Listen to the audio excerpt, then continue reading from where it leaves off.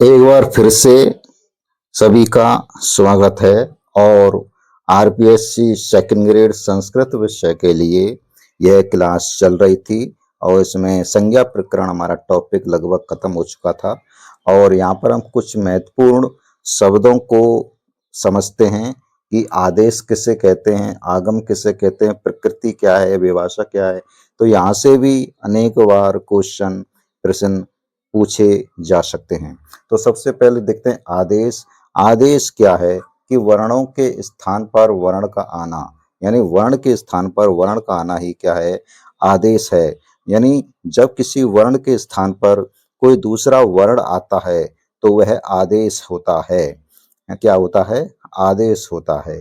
जैसे हम कोई प्रश्न देखें, जैसे कि यहाँ पर हम लिखें आपको, जैसे इत्यादि है और इत्यादि का जब हम संधि विच्छेद करते हैं तो इति प्लस आदि होता है। तो ई प्लस आ दोनों मिलकर के यहाँ पर वर्ण बना, तो वर्णों के स्थान पर कौन सा वर्ण आया, या वर्ण आता है, इत्यादि में या वर्ण आता है। तो इस प्रकार से जो वर्णों के स्थान पर जहाँ वर्ण आता है उसको तो हम क्या कहते हैं, आदेश कहते हैं। अगला दूसरा है आगम।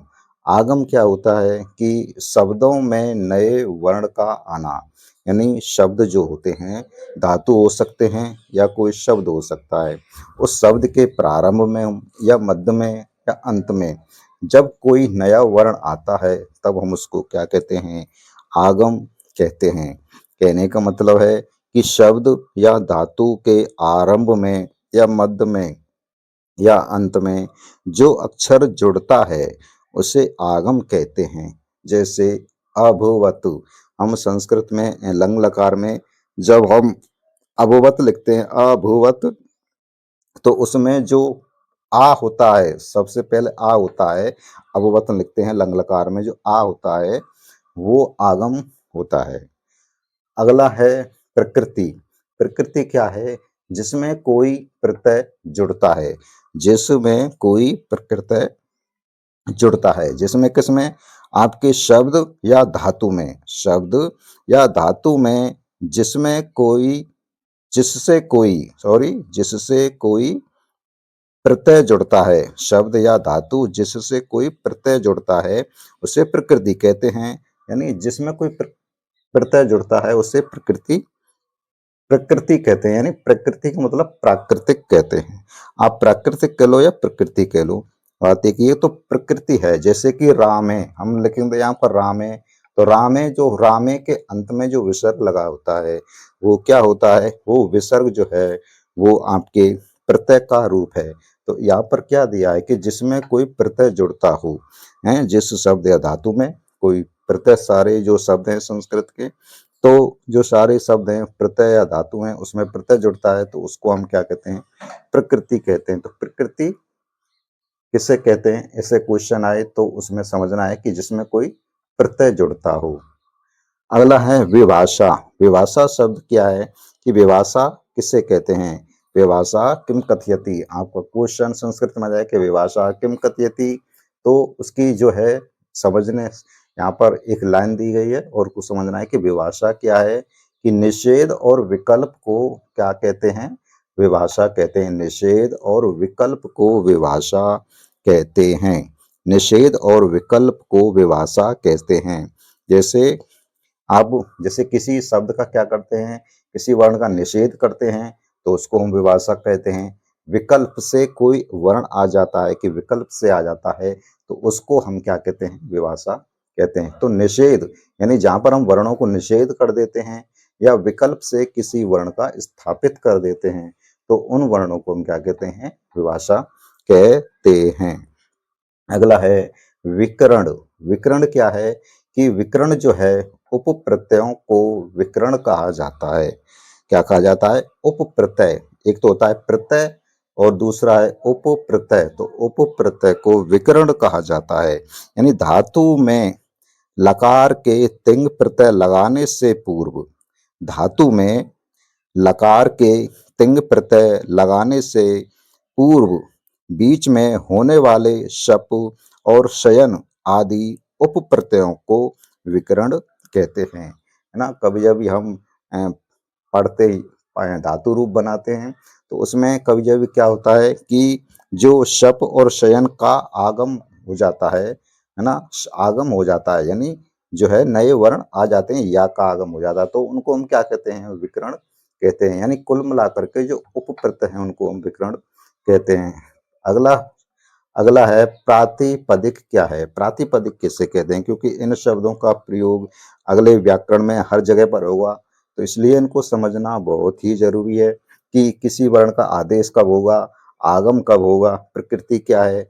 तो ये अगले जो व्याकरण पढ़ाएंगे पूरी संस्कृत की, उनमें इन शब्दों का उपयोग होगा।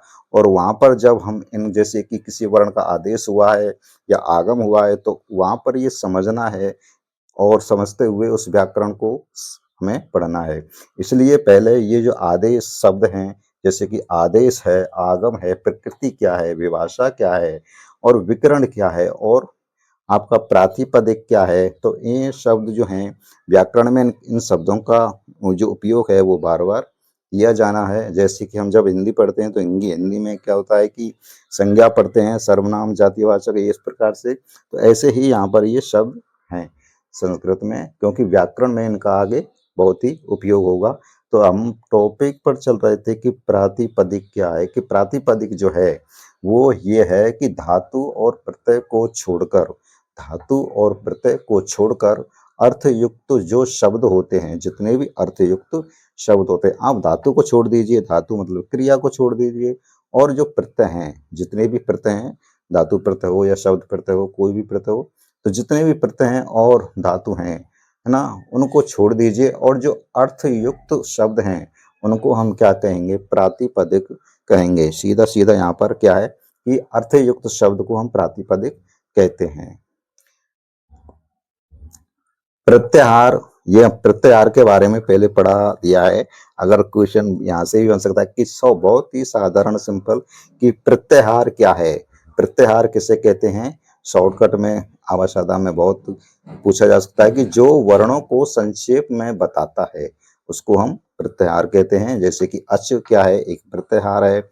अच क्या है? प्रत्याहार है। और ये वर्णों को क्या बताता? समस्त स्वरों को जो है वो संक्षेप में बताता है। तो ये प्रत्याहार के बारे में हम पहले पढ़ चुके हैं। तो इस प्रकार से जो आदेश है वो वर्णों के स्थान पर वर्णों का आना आदेश कहलाता है।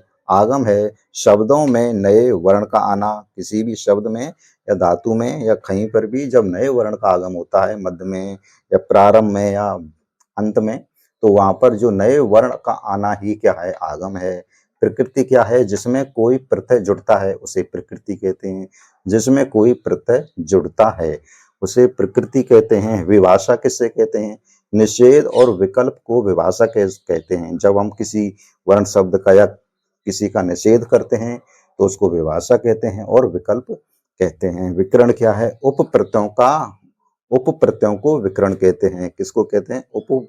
जो प्रत्यय हैं उनको हम क्या कहते हैं? विकरण कहते हैं। जैसे कि शप और शयन प्रत्यय आगे बताएंगे उनके उपप्रत्ययों के बारे में, कि शप जैसे शप प्रत्यय है, शयन प्रत्यय है, इनका प्रयोग जब हम धातु रूप में बनाते हैं तो बीच बीच में ये प्रत्यय अपना आप आ जाते हैं, तो उनको हम क्या कहते हैं? विकरण कहते हैं। प्रातिपदिक क्या है? जो आपके अर्थयुक्त जो शब्द हैं, जितने भी अर्थयुक्त शब्द हैं वो प्रातिपदिक कहे जाते हैं। और प्रत्याहार क्या है? कि वर्णों को संक्षेप में जो बताते हैं, वर्णों को जो संक्षेप में बताते हैं, जैसे कि आपके स्वर हैं, समस्त स्वर हैं और जो 11 स्वर हैं उनको यदि हम शॉर्टकट में यानी संक्षेप में यदि कोई इंगित करता है तो उसको हम क्या कहते हैं? अच कहते हैं। क्या कहते हैं? अच। अच में आ से लेकर के जो है वो समस्त स्वर आ जाते हैं, तो उनको हम प्रत्याहार कहते हैं। यानी संक्षेप में जो वर्णों को संक्षेप में बताता है उनको हम क्या कहते हैं? प्रत्याहार कहते हैं।